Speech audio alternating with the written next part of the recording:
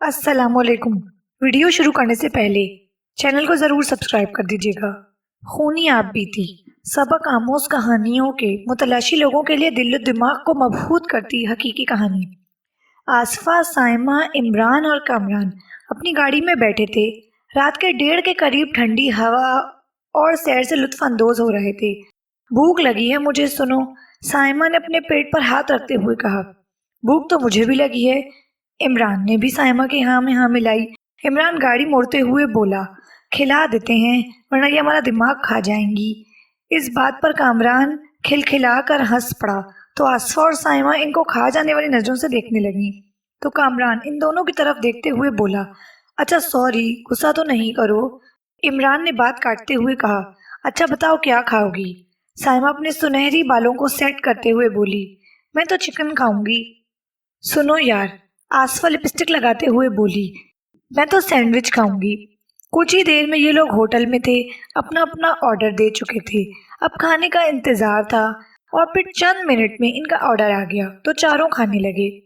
تھوڑی دیر بعد سائمہ بولی، تم لوگ کھانا کھاؤ، میں واش روم سے ہو کر آتی ہوں۔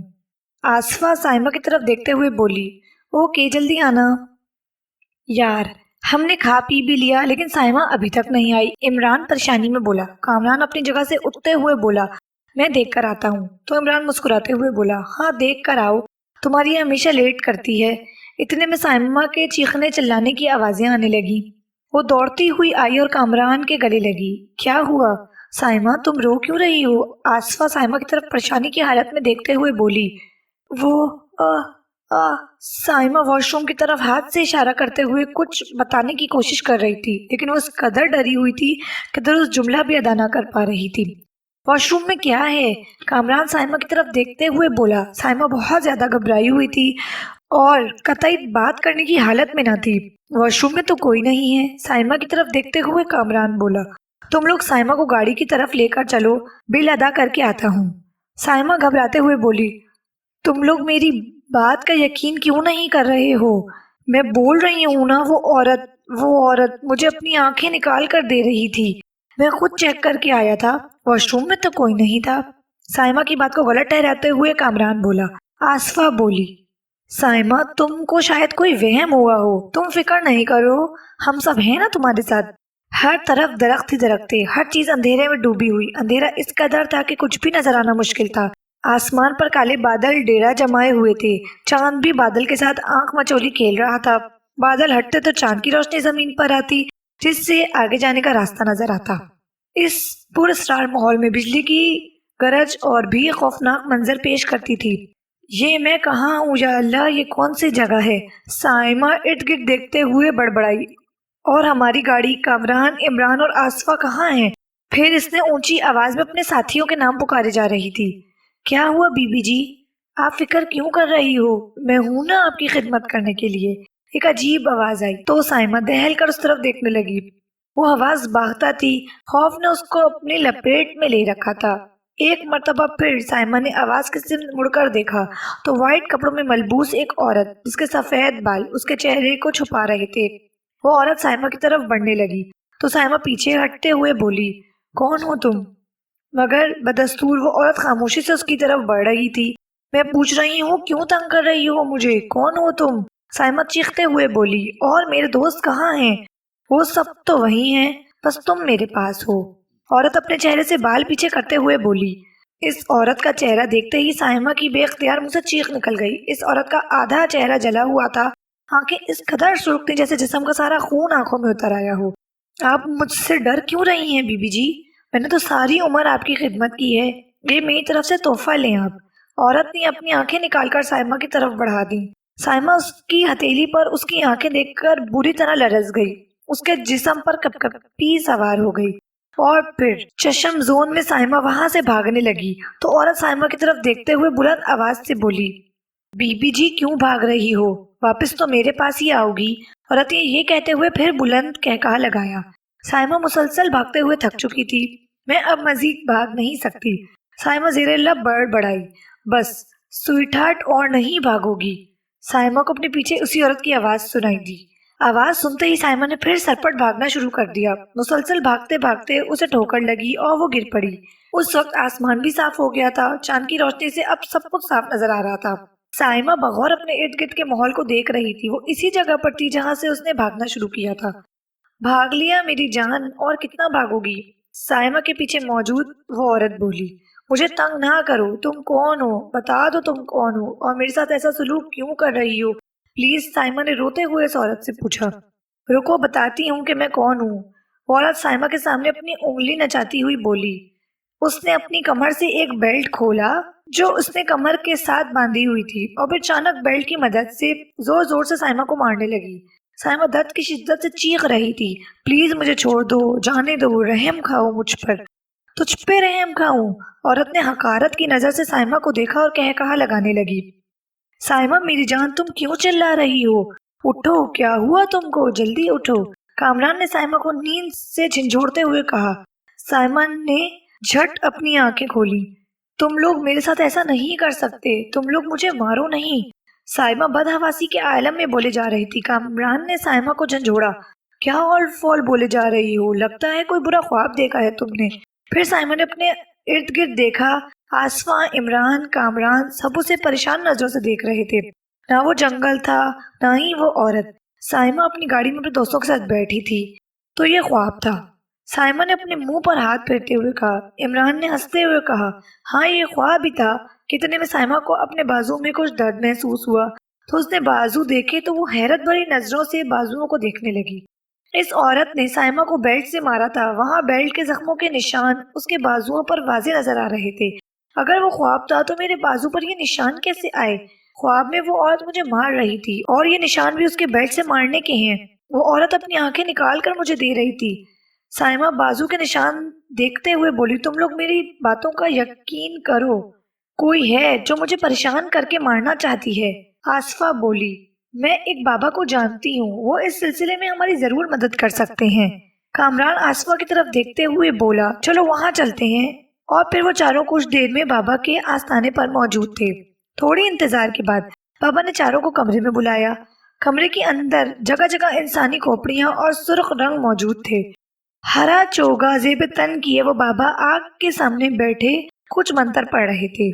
بچوں آؤ بیٹھو، بابا آگ میں کچھ ڈالتے ہوئے بولے۔ جیسے وہ آگ میں سونف ڈالتے تو آگ مزید بھڑک اٹھتی تھی۔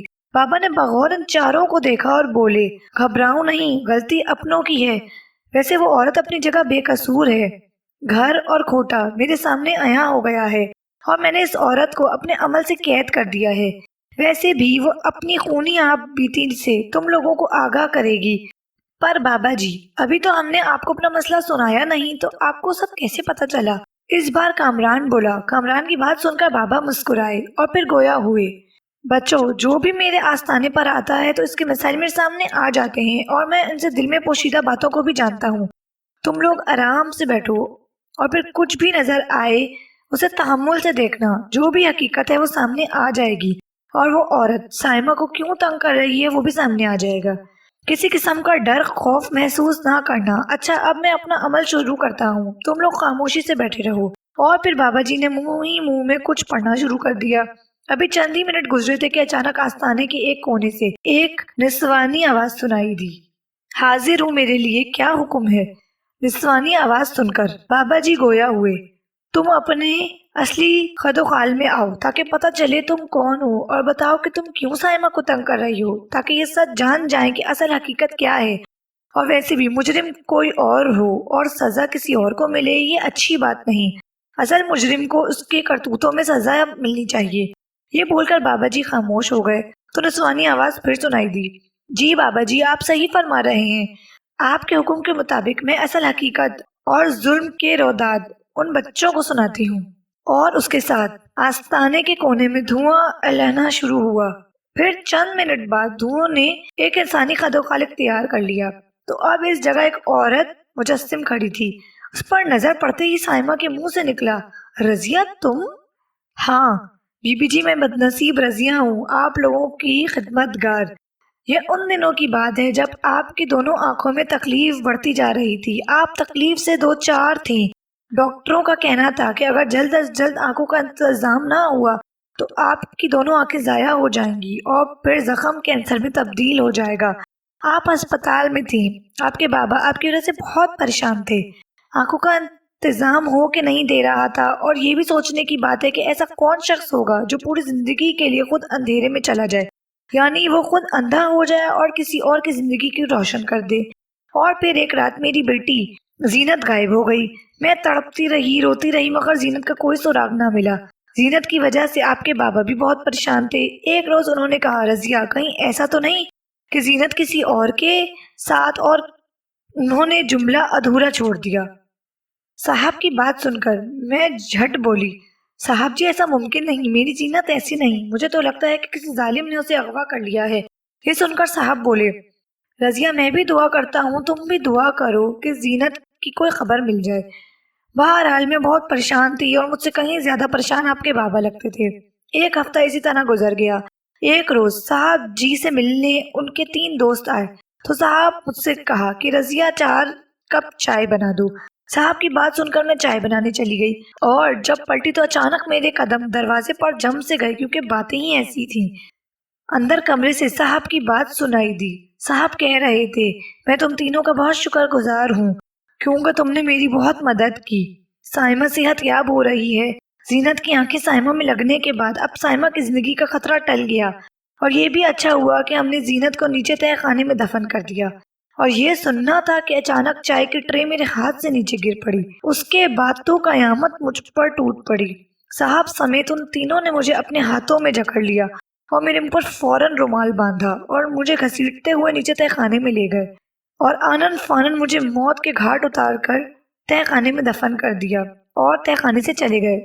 اور جب شام کا اندھیرا پھیل گیا تو زینت کی روح میرے پاس آئی، اور پھر ہم دونوں کی روحیں ایک دوسرے سے لپٹ کر سسک پڑی، اور پھر میں نے عہد کیا کہ تمہارے باپ، اولاد اور تمہاری زندگی کو اجیرن کروں گی۔ میں دلاور کو عبرت کا نشان بنا دوں گی، اور ساتھ میں تمہیں بھی، کیونکہ تمہاری آنکھوں میں میری زینت کی آنکھیں ہیں جو کہ تمہاری زندگی کو روشن کر رہی ہیں۔ اور ایک ماں کے لیے کیسے ممکن ہے کہ وہ اپنی بچی اور رضیہ کی بات ادھوری رہ گئی کیونکہ بابا جی گویا ہوئے۔